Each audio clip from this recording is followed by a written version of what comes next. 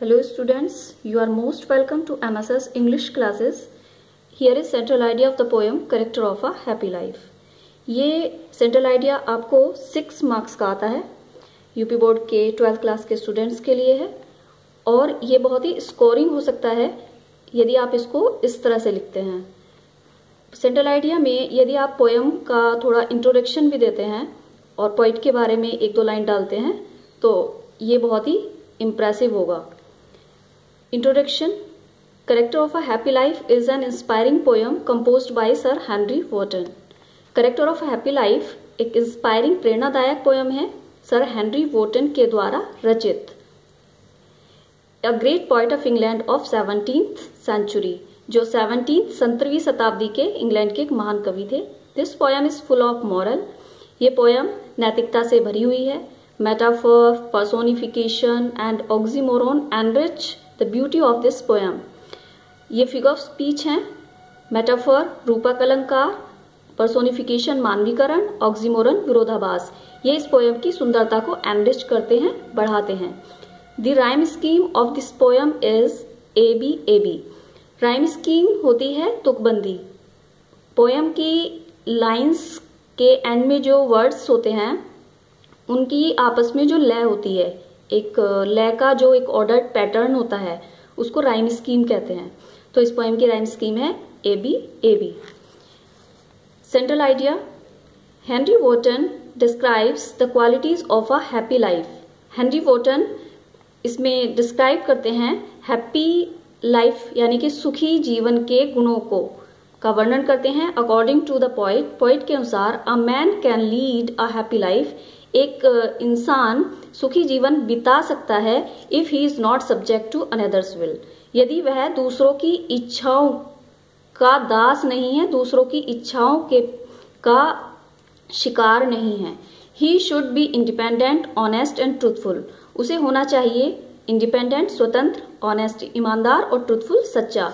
He should B free of jealous, उसे ईर्ष्या से मुक्त होना चाहिए, इलविल बुरी भावना से, वर्ल्डली एंग्जाइटीज और जो सांसारिक चिंताएं हैं उनसे भी उसे दूर रहना चाहिए, फ्री होना चाहिए। He should B free in his thinking and action, उसे अपनी सोच और अपने कार्यों में भी स्वतंत्र होना चाहिए। He should be aware of flatterers and rumours, और उसे चापलूस और अफवाहों से, चापलूस लोगों से और अफवाहों से के प्रति सचेत होना चाहिए। He should B God fearing, उसे ईश्वर की प्रार्थना करने वाला यानी कि ईश्वर से डरने वाला भी होना चाहिए। He should not be overjoyed in his achievement and disappointed in failures, और उसे अपनी उपलब्धियों पर अधिक आनंदित नहीं हो जाना चाहिए और असफलता मिलने पर निराश भी नहीं हो जाना चाहिए। इट मीन्स उसे एक बैलेंस्ड व्यक्ति होना चाहिए। He should treat both alike, उसे क्या करना चाहिए, इन दोनों को एक जैसा ही ट्रीट करना चाहिए यानी कि दोनों को एक समान लेना चाहिए। Truly such a man is the Lord of himself, और सच में ऐसा व्यक्ति खुद का मालिक होता है जिसके अंदर ये सब क्वालिटीज होती हैं। He doesn't desire for worldly pleasures, he does not Dzire, वह इच्छा नहीं रखता, कोई इच्छा नहीं करता सांसारिक सुखों की। ही हैज सेल्फ कंट्रोल, वह आत्मनियंत्रण रखता है। एंड इज सेटिस्फाइड विद, और संतुष्ट होता है विद, उससे, व्हाट ही हैज, जो उसके पास होता है। सच अ मैन, ऐसा व्यक्ति, लीड्स बिताता है अ हैप्पी लाइफ, सुखी जीवन, and is respected by all, और सभी के द्वारा सम्मानित होता है, सभी के द्वारा सम्मानित किया जाता है। तो इस पोएम के अंदर जो राइम स्कीम और मेटाफर्स आए, मेटाफर, पर्सोनिफिकेशन और ऑक्सीमोरोन फिगर स्पीच यूज हुए हैं, हम इनको भी डिस्कस कर लेते हैं पोएम के अंदर।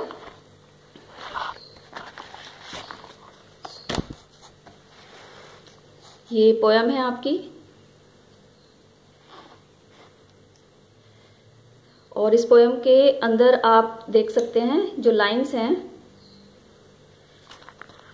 Whose armor is his strong, is his honest thought. Whose armor, कवच, सुरक्षा कवच, honest thought, ईमानदार विचार।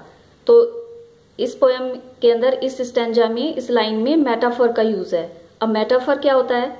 मेटाफर मीन्स रूपक अलंकार जिसमें 2 डिफरेंट काइंड्स ऑफ ऑब्जेक्ट्स की को कंपैराइज किया जाता है और एक जो वस्तु है उसे दूसरी मान लिया जाता है। ये इम्प्लीड सिमिली भी होता है, छुपा हुआ उपमा अलंकार, जिसमें एज, लाइक, सो वर्ड्स का यूज होता है।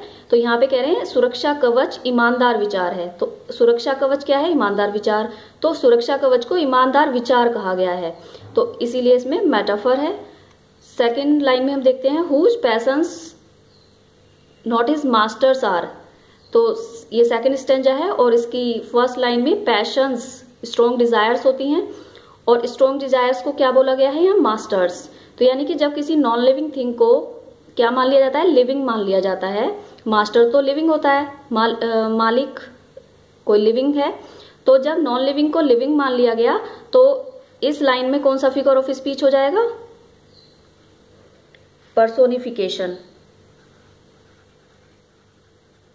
पर्सोनिफिकेशन यानी कि मानवीकरण। तो इस लाइन में पर्सोनिफिकेशन फिगर स्पीच है। पैशंस नॉन लिविंग है और मास्टर लिविंग है।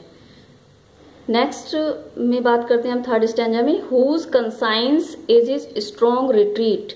अब यहाँ पे कंसाइंस को क्या बताया गया है? Strong retreat. तो कंसाइंस को स्ट्रॉन्ग रिट्रीट कहा गया है। तो सीधा मान लिया गया है कि कंसाइंस ही स्ट्रॉन्ग रिट्रीट है। और जब ऐसा मान लिया जाता है, टू डिफरेंट काइंड्स ऑब्जेक्ट्स होती हैं और एक ऑब्जेक्ट को दूसरी ऑब्जेक्ट मान लिया जाता है, तो वहां कौन सा फिगर स्पीच होता है? मेटाफर यानी कि रूपक अलंकार, इम्प्लीड सिमिली भी कह सकते हैं। नेक्स्ट लास्ट स्टैंजा में, और तो किसी स्टैंजा में कोई फिगर स्पीच नहीं है इसमें, लास्ट स्टैंजा में हम देखेंगे and having nothing he hath all, Lord of himself दो नॉट ऑफ लैंड्स। तो यहाँ पे हम देख रहे हैं हैविंग नथिंग, कुछ भी ना रखते हुए, ही हैथ ऑल, उसके पास सब कुछ होता है। Having nothing.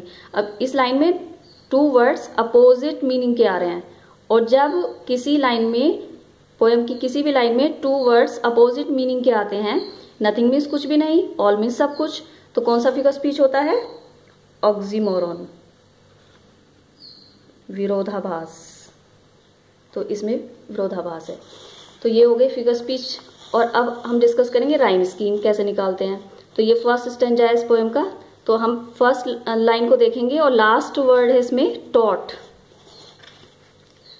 तो ये जो टॉट है इसकी हम देखेंगे लय किससे मिल रही है, कौन से वर्ड से मिल रही है? लास्ट वाले ही वर्ड्स देखते हैं हम इसमें, थॉट। तो इसकी लय थॉट से मिल रही है। तो राइम स्कीम निकालने के लिए हम सबसे पहले फर्स्ट लाइन को देखते हैं, और फर्स्ट लाइन को क्या लिखते हैं? ए। तो ए लिख दिया। अब हम देखेंगे इसकी राइम स्कीम थर्ड लाइन से मिल रही है, तो ये थर्ड लाइन को भी हम क्या लिखेंगे? ए। ठीक है।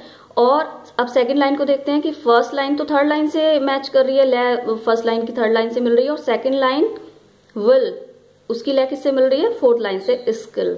तो अब हम इसको लिखेंगे बी, और इसकी राइम स्कीम फोर्थ लाइन से मिल रही है तो इसको भी लिखेंगे बी। तो इस तरह से इसकी राइम स्कीम अब हम क्या बताएंगे? A B A B. Second stanza में आते हैं।